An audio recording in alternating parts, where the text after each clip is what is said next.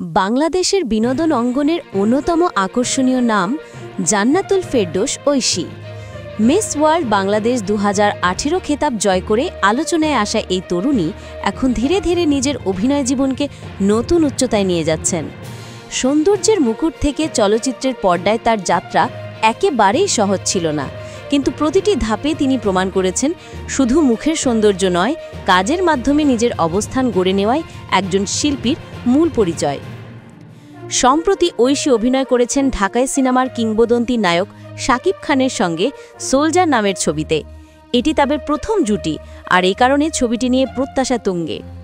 ছবিটি পরিচালনা করেছেন সৈকত নাসির, যেখানে দেশপ্রেম, অ্যাকশন ও মানবিক গল্পের মিশেলে তৈরি করা হয়েছে এক ভিন্নধর্মী প্লট।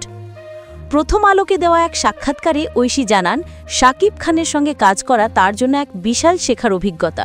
তিনি বলেন, শাকিব খান কেন দেশের সবচেয়ে বড় তারকা তা এবার বুঝতে পেরেছি। তিনি অসম্ভব পেশাদার, পরিশ্রমী এবং ফোকাসড একজন শিল্পী। যতক্ষণ না শট পারফেক্ট হয় ততক্ষণ কাজ চালিয়ে যান। ঐশীর মতে শাকিব খানের কর্মনিষ্ঠা ও দৃঢ় মনোযোগ তাকে অনুপ্রাণিত করেছে নিজের কাজের প্রতি আরও সিরিয়াস হতে।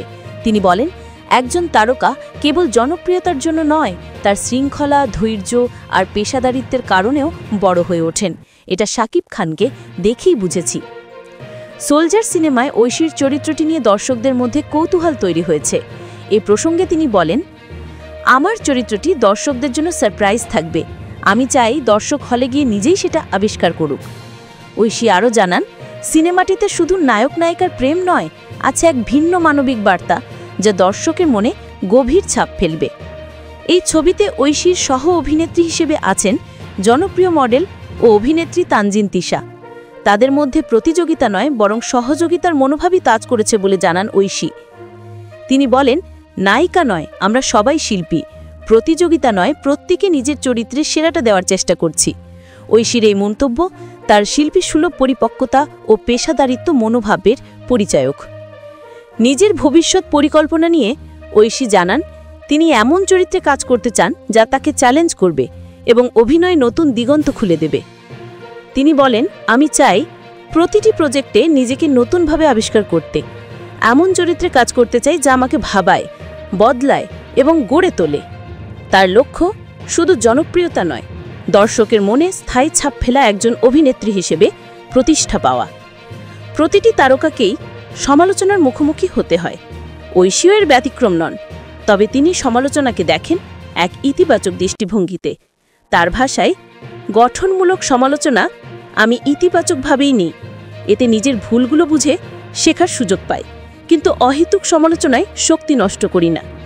এই বক্তব্য থেকেই বোঝা যায় যে ঐশী নিজের কাজ ও মানসিক ভারসাম্য দুটোকেই সমান গুরুত্ব দেন। কাজের বাইরে ঐশী চান এক শান্ত ও ভারসাম্যপূর্ণ জীবন।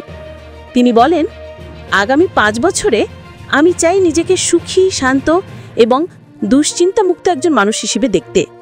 তার কাছে সাফল্যের সংজ্ঞা কেবল কেরিয়ার নয়, মানসিক প্রশান্তি ও আত্মতৃপ্তিও সমান গুরুত্বপূর্ণ।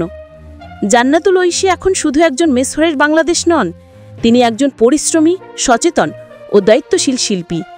সোলজার সিনেমার মাধ্যমে তিনি প্রমাণ করতে যাচ্ছেন, সৌন্দর্যের চেয়েও বড় হল মেধা, নিষ্ঠা ও অধ্যাবসায়। শাকিব খানের সঙ্গে এই নতুন জুটি দর্শকের মনে কতটা ছাপ ফেলবে তা সময় বলে দেবে। তবে একথা নিশ্চিত, ঐশীর প্রতিটি পদক্ষেপ এখন পরিণত, আত্মবিশ্বাসী এবং সাফল্যের পথে দৃঢ়ভাবে এগিয়ে চলা এক অভিনেত্রীর প্রতিচ্ছবি।